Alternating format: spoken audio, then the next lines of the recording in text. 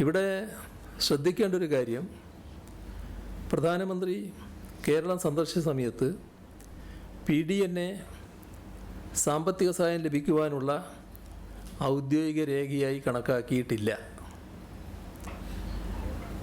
14/8/2024 recovery and reconstruction guide line നിലവിൽ വന്ന ശേഷം ആദ്യ PDNA ആണ് കേരളം സമർപ്പിച്ചത്. ഈ പ്രക്രിയക്ക് ചുരുങ്ങിയത് 3 മാസം ആവശ്യമാണ്. ഇതിനായുള്ള ഏറ്റവും ചുരുങ്ങിയ സമയം മാത്രമാണ് കേരളം എടുത്തത്. കേന്ദ്ര സർക്കാരിൻ്റെ പ്രതിനിധികളായി NDMAയിൽ നിന്നുള്ള അംഗങ്ങളും കേരള സർക്കാരിൻ്റെ പ്രതിനിധികളായി KSDMAയിൽ നിന്നുള്ള പ്രതിനിധികളും മറ്റ് വിദഗ്ധരും ചേർന്ന സംഘമാണ് പഠന റിപ്പോർട്ട് തയ്യാറാക്കിയത്. ദുരന്തത്തിൻ്റെ വസ്തുതാപരമായ പഠനങ്ങൾ, ഡാറ്റ അനാലിസിസ്, ഭൂപ്രദേശവുമായി ബന്ധപ്പെട്ട മറ്റ് പഠനങ്ങൾ, ദുരിതത്തിൻ്റെ ആഴവും വ്യാപ്തിയും ആകാശ ദൃശ്യങ്ങൾ, ഇവയെല്ലാം റിപ്പോർട്ട് തയ്യാറാക്കുന്നതിൻ്റെ ഭാഗമായി പഠന വിധേയമാക്കിയിട്ടുണ്ട്. 583 പേജുള്ള വിശദവും സമഗ്രവുമായ പഠന റിപ്പോർട്ടാണ് സംസ്ഥാനം സമർപ്പിച്ചിട്ടുള്ളത്. ഈയൊരു പ്രക്രിയക്കെടുക്കുന്ന സ്വാഭാവികമായ കാലതാമസമാണ് 3 മാസം.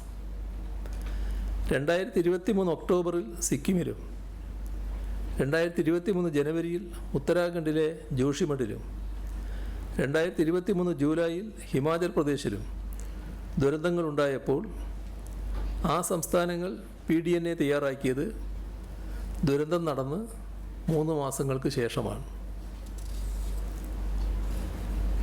PDNA തയ്യാറാക്കുവാൻ ചുരുങ്ങിയത് 3 മാസം വേണമെന്ന് ഈ സംസ്ഥാനങ്ങളുടെ അനുഭവങ്ങളിൽ നിന്ന് വ്യക്തമാവുകയാണ്. ദുരന്തമുണ്ടായ ഉടൻ അല്ല, ദുരിതാശ്വാസ ഘട്ടം പൂർത്തീകരിച്ച ശേഷമാണ് PDNA ആരംഭിക്കുന്നത്. ഇത് ദുരന്ത നിവാരണത്തിലെ ഏറ്റവും അടിസ്ഥാന ധാരണ തന്നെയാണ്. കാരണം ആദ്യം പ്രാധാന്യം കൊടുക്കുന്നത് ദുരിതാശ്വാസ ഘട്ടം പൂർത്തീകരിക്കുന്നതിനാണ്. സമർപ്പിച്ച മെമ്മോറാണ്ടം പ്രകാരം അടിയന്തര സഹായം അനുവദിച്ചില്ല എന്നതാണ് കേരളം ഉന്നയിക്കുന്ന പ്രധാന വിഷയം. എന്നാൽ ആ ആക്ഷേപത്തെ മറികടക്കുന്നതിനാണ് PDNA സമർപ്പിക്കാൻ കേരളം വൈകി എന്ന വാദം കേന്ദ്ര സർക്കാർ ഉന്നയിക്കുന്നത്. PDNAയിൽ നിന്നും പുനർനിർമ്മാണ ഫണ്ടാണ് കേരളം ആവശ്യപ്പെടുന്നത്.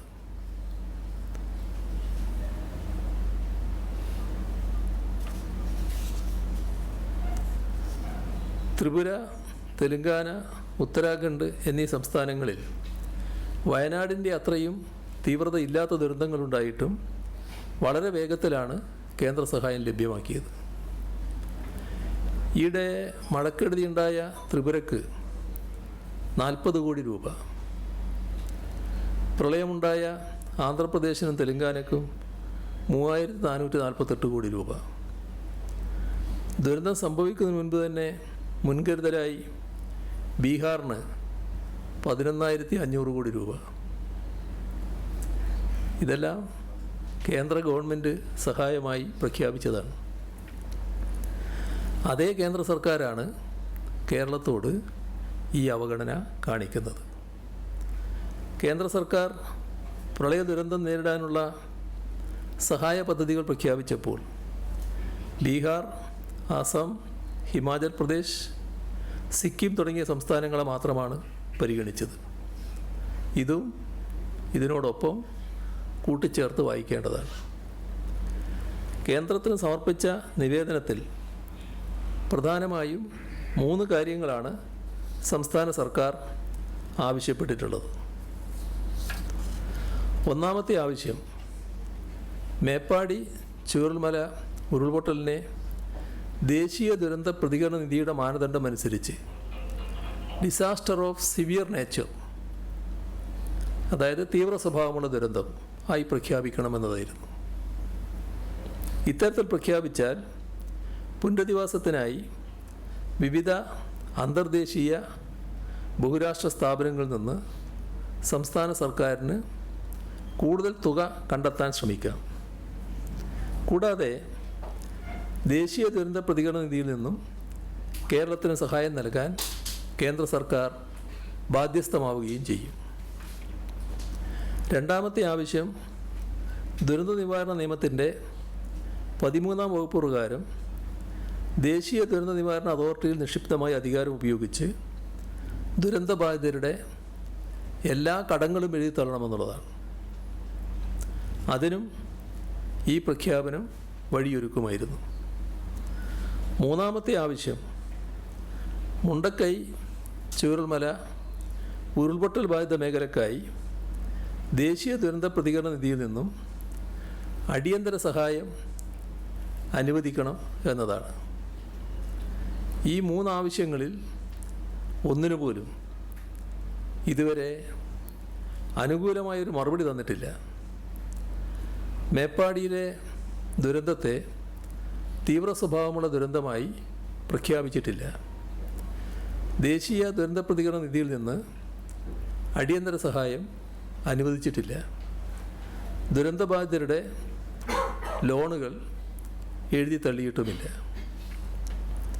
കേന്ദ്ര സർക്കാർ ചൂരൽമല മുണ്ടക്കൈ ഉരുൾപൊട്ടലിനെ തീവ്ര സ്വഭാവമുള്ള ദുരന്തമായി പ്രഖ്യാപിച്ചാൽ, അതാണ് L3 കാറ്റഗറി, രാജ്യത്താകെയുള്ള പാർലമെൻറ്റ് അംഗങ്ങൾക്ക് ദുരന്തബാധിത പ്രദേശങ്ങളെ സഹായിക്കാനായി MP-LAD ഫണ്ടിൽ നിന്നും 1 കോടി രൂപ വരെ ലഭ്യമാക്കാൻ കഴിയും.